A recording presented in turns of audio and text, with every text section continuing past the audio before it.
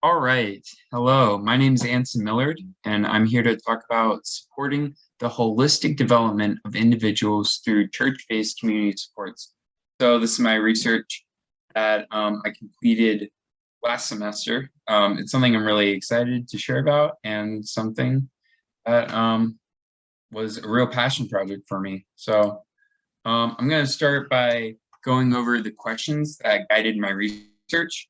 So my questions were, how do church-based community programs in bilingual urban communities provide social services for people in need, as well as how does participation in church-based volunteering positively impact Christians? So kind of my introduction, as I said earlier, my name is Anson Millard. I'm a dual elementary and special education student at University of North Carolina at Charlotte. I also have a minor in urban youth and communities and also a reading minor. So education is really important to me. For my capstone course for urban youth and communities, we were tasked with doing a research project, and I wanted to do something meaningful for me. And my faith is also something that I care a lot about. So I wanted to do something involved in the church. And something that got me in mind was, how does like the church support those in like my city of Charlotte? So there's a DIY skate park. I skateboard, and there was a skate park I had been to that was situated right next to a church. I thought it was so interesting because it's this outdoor skate park with about like 30 or 40 people at nighttime, and it's right next to a church. And I was like, man, what is this church doing to support this community? And this eventually spiraled into me working with a different church and community center, which is Camino. And I got recommended that by my mentor and also by my professor. And they were such a wonderful organization to work with. So this moves me right into my review of my literature. So I did an annotated bibliography, which is linked down below at that QR code. So please give that a check out. And that's my the breadth of my research. So to start out, something that I had a lot of different focuses for this research, but one that came up was poverty and the effects of poverty. And it goes beyond what we might typically think about as poverty. We might think of poverty just as a lack of money, but it goes much beyond that. Poverty, from my research, I learned poverty includes a lack of social capital, the ability to generate income, access to quality food, certain dispositions that are related to learning, and challenges in assessing consequences and accessing information. So, a quote that I found in my research that I thought was really interesting and made me think a lot is, if an individual cannot plan, he or she cannot predict. If an individual cannot predict, he or she cannot identify cause and effect. If an individual cannot identify cause and effect, he or she cannot identify consequence. If an individual cannot identify consequence, he or she cannot control impulsivity. And if an individual cannot control impulsivity, he or she is more likely to engage in criminal behavior. And I thought that was really interesting because I kind of connected that to our content standards, because we literally teach cause and effect in English language arts. So I was like, wow, this is content we're actually teaching, and it has real life, very valuable implications. So something that came up is that the impact poverty can have on education, which that's also something that came up.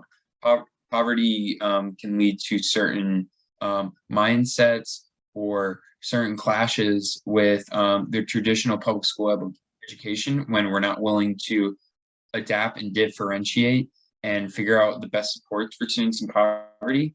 It can lead to disparities.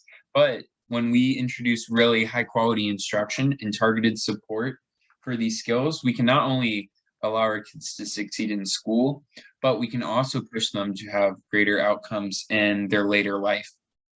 Another thing that I came across in my research is that churches have a real biblical commission to support their communities.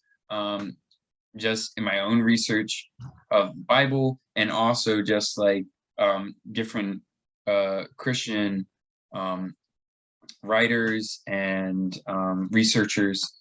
Uh, it just shows that to really be a follower of Jesus, it means to care about people in our communities, that people that are in need and people that we have the ability to help. And actually, that the church could be really good at that, and that they're an organization that is well suited to help out these communities. And something I found interesting is that in a lot of places in the world, like kind of belief in God and a unified like church body is super common. We kind of get some of that being in the Bible Belt, but just a real like devotion to like a church-based community is very common in other countries. So another thing that I found out is the difference between just like accommodative supports and also restorative supports. And so something that's accommodative is when you are able to give someone a meal, you can meet their immediate need. But if we, as people in service and people trying to help others, have restorative goals in mind, we instead try to enable people to be able to support themselves, to address some of those issues that poverty brings up, the ability to generate their own income. And we have a focus on holistic support. This was a term that was not one I knew about before this project. But holistic support is not just addressing like physical needs, but also emotional, spiritual, developmental. And when we support people like this, we lead to restorative support where people can have autonomy to make decisions in their own lives. Something that I also came across is people who volunteer just live better lives. And I thought that was pretty interesting that one, we can help other people and we in turn help ourselves. And I think this is really clear in Camino, just with how they care about people and how they love people. I mean, research shows that people that volunteer often are more like civically engaged. They report having a greater quality of life, greater enjoyment, and it's work that's fulfilling. And this is also really associated with a lot of Christian denominations and groups of belief, such as the Latter-day Saints. It's a very common practice and way of living. So kind of looking into my project, I partnered with Camino Community Center and Camino Church, and I wanted to integrate into the community.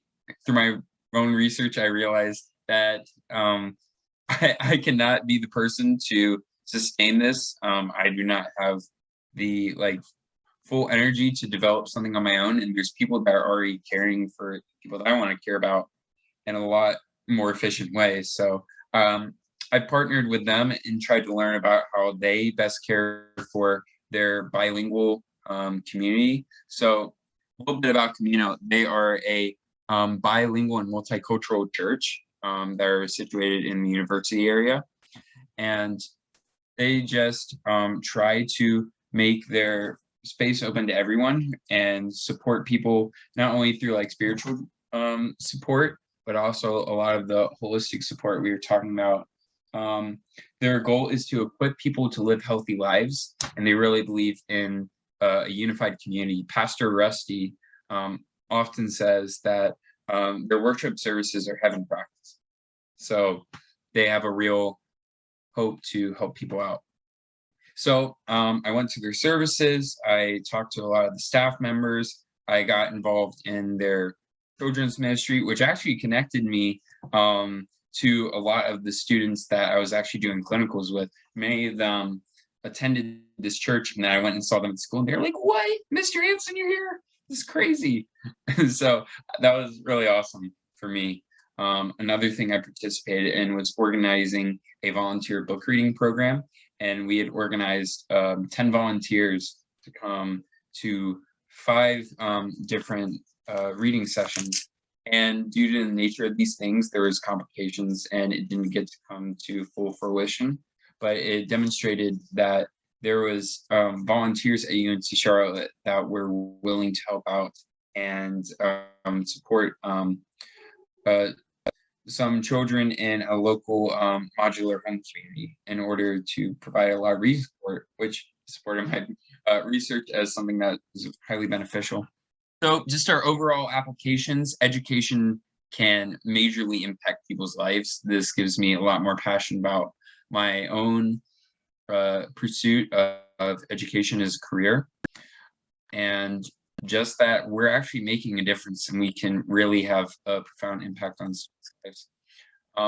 Faith-based faith-based communities are also really well positioned to support those in need, especially connecting to these urban areas where churches are everywhere, especially here in the Bible Belt. And those who are home insecure might be sleeping a couple blocks, if not even right next to a church. So they are well positioned to be able to support those in their community. And as we mentioned, they also have a commitment to doing so. Volunteering correlates with greater qualities of life. So maybe we should volunteer more. Maybe we should help out. And I think this extends to how churches, and well, it extends to how education is like a very service-driven thing. And I think that we can extend that a lot to how we teach. What I learned personally is that we should involve ourselves in causes larger than ourselves. This is not a project that would have gone as successfully if I had tried to do my own thing and not had tried to learn from people who knew better than me. So, this is my project. I'm glad I got to share this and share my research.